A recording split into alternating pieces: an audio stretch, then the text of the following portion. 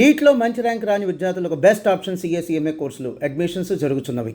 So 50 years of career ఇలా చూస్తుండగా అలా 50 years జరిగిపోవటం అనేది ముఖ్యంగా హీరోగా ఎంటర్ అయిన తర్వాత మీకంటూ ఒక ఫస్ట్ 4 స్తంభాలు అట్లా వరుసగా రాలేదు.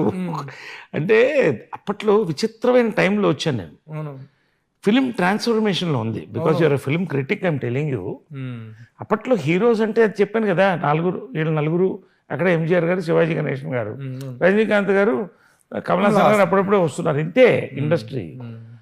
అసలు సబ్జెక్టులు లేవు. సూపర్ హిట్ అని కొట్టగానే నా లైఫ్లో మర్చిపోలేదు నిర్మాతల యొక్క గొప్పతనం. ఆ రోజుల్లో ₹1 లేదు నవతా కృష్ణరాజు గారు ఫస్ట్. మదర్ అడగరా అంటే అడగను, మంచి సినిమా ఇచ్చారు అంటున్నా. సినిమా హిట్ అయిన మరుసటి రోజు వచ్చి నవతా కృష్ణరాజు ఇంట్లో కూర్చొని ₹10,000 కట్ట, అంటే ఈక్వల్ టు 10 lakhs. 10 lakhs ఈ రోజుల్లో 10 lakhs తీసుకొచ్చి మీ అబ్బాయి మంచి నటుడు అవుతాడు అని ఆయన డబ్బులు ఇచ్చి, అంటే నిర్మాతలు అలా ఉండేవాళ్ళు.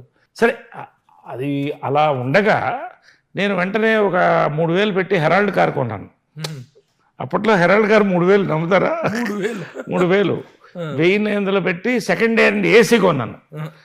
కారు కొత్తదే, కారు కూడా సెకండ్ హ్యాండే. అంటే అప్పుడు అంతే ఉండేవి, ఫస్ట్ హ్యాండ్ కార్స్ ఉండేవి కావు. అంతే, దాన్ని కొత్తగా చేయించుకుని ఒక 5,000 బ్యాంకులో పెట్టుకుని పార్టీయింగ్ వాటికి. సినిమాలు రావు. సినిమాలు ఎందుకు రావు నాకు అర్థం కావట్లేదు. తర్వాత ఎవరో చెప్పారు, అసలు మీకు సబ్జెక్టులు ఎక్కడ ఉన్నాయా మీ వయసుకి అన్నారు.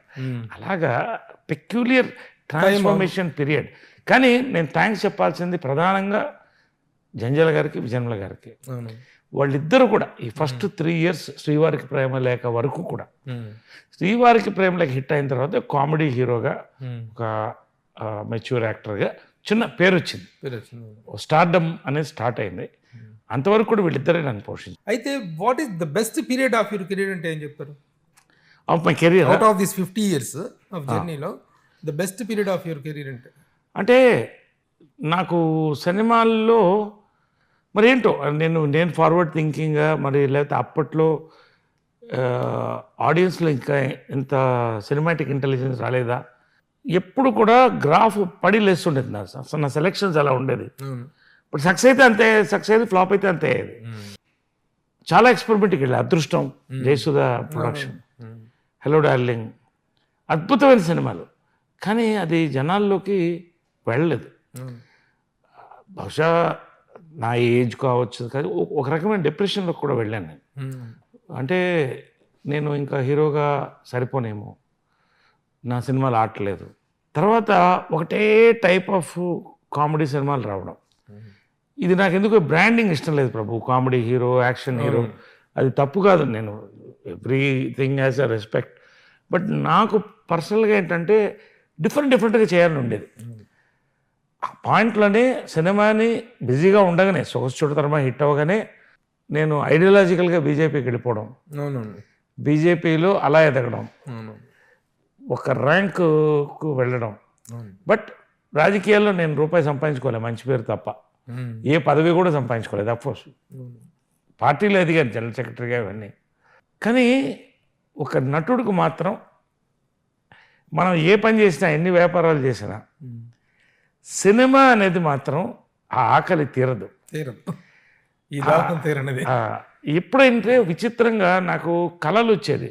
నేను షూటింగ్లోకి వెళుతున్నట్టు, ఎవరు నన్ను గుర్తుపట్టినట్టు. ఫ్యాక్ట్ కూడా అదే, చాలామంది మర్చిపోయారు ఇండస్ట్రీలో. నేను అనుకోకుండా చంద్రవంశం మళ్ళీ హీరోగా వచ్చింది, కృష్ణ గారు, సుమన్, నేను, అందరం. కానీ అది కరెక్ట్గా అనిపించింది. ఎన్టీఆర్, అప్పుడప్పుడు కుర్రాళ్ళు వీళ్ళందరూ వస్తున్నారు, తారక్, వీళ్ళంతా, తరుణ్.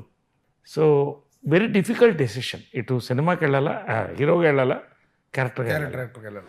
కానీ నిజంగా కామన్ సెన్స్ ప్రివైల్డ్.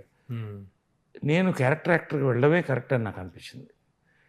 ఎందుకంటే ఎన్నో పాత్రలు చేయాలని ఉంది, ఆ ఛాన్సెస్ ఉన్నాయి. ఎస్వి రంగారావు గారు నాకు ఆరాధ్య దైవం. రెండోది కమల్ హాసన్ గారు, for all the different portrayals. So ఒక సీరియస్ ఆలోచన తర్వాత క్యారెక్టర్ యాక్టర్గా వచ్చాను.